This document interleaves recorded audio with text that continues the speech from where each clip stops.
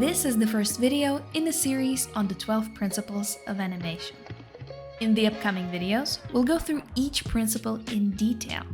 And to avoid missing out, subscribe to the channel and hit the bell icon.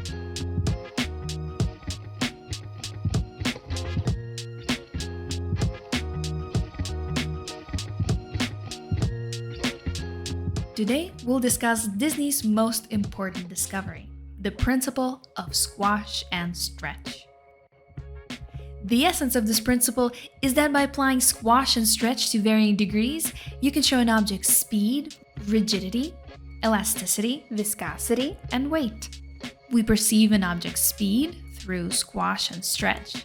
The human eye naturally sees fast movement as blurry, so in animation, this can be simulated by stretching and enhancing that effect. The degree of squash and stretch also shows an object's rigidity. The harder the object, the less it changes shape. The softer it is, the more it compresses and stretches with the movement, with fluidity and viscosity depending on the speed of the object's parts. When something viscous stretches, the top moves slower than the bottom, and then when it's fully stretched, the top finally catches up with the bottom. Elasticity is shown by the speed at which an object returns to its original shape after being squashed and stretched. Even an object's weight can be represented with squash and stretch.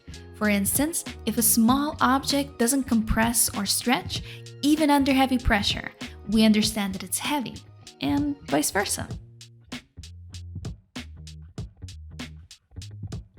Faster moving objects also seem heavier to us. For example, we perceive impact strength through speed, which is depicted through squash and stretch.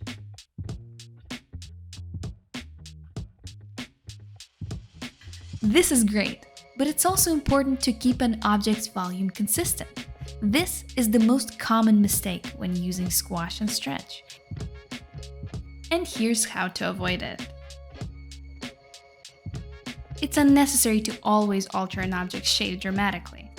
The most stretching occurs in the frame, right before compression, when an object is nearly touching the surface. To understand the concept, you must not only watch the video, but also practice it. We've prepared 3 exercises for different skill levels. The best task for beginners is animating a bouncing ball. Start by animating a ball bouncing in place, and then move on to making it fall with a fade out. For an extra challenge, draw a cliff with many protrusions and make the ball fall off of it, bouncing around, requiring multiple squash and stretch actions.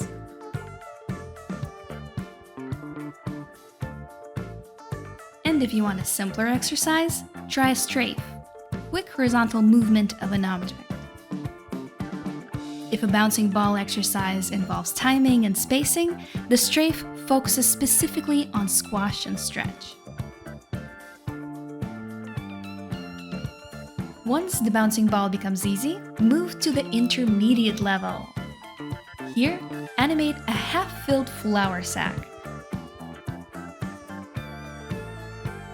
This exercise will help you prevent errors like inconsistent volume. When a sack falls, it compresses, and when it's lifted, it stretches fully, but the volume always remains the same. Of course, squash and stretch apply to more than just balls and sacks. They extend to characters and objects, and once you master animating them, it's time to move to background objects and living creatures. You can use it to exaggerate facial expressions or emphasize poses. This technique is often seen in American animation, especially in older cartoons where squash and stretch create comedic effects. It's visible in Tom and Jerry's movements, Mickey's face and cheeks, and Pluto's legs and muscles. Breaking the laws of physics enhances the cartoonish effect, highlighting the scene's comedy and absurdity.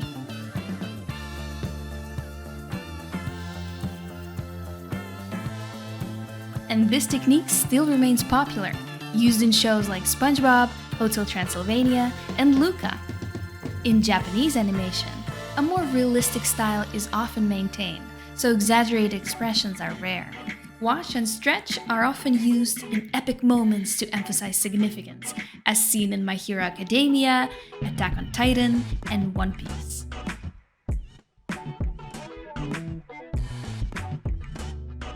Omitting squash and stretch entirely would make an animation unrealistic and lifeless, so a balance between realism and exaggeration is absolutely crucial. To find this balance and experiment with squash and stretch, practice the exercises we've mentioned. You can work on these on our classic 2D animation course under the guidance of Edward Kruchevsky. Sign up through the link below. We look forward to seeing you at our school. See you soon!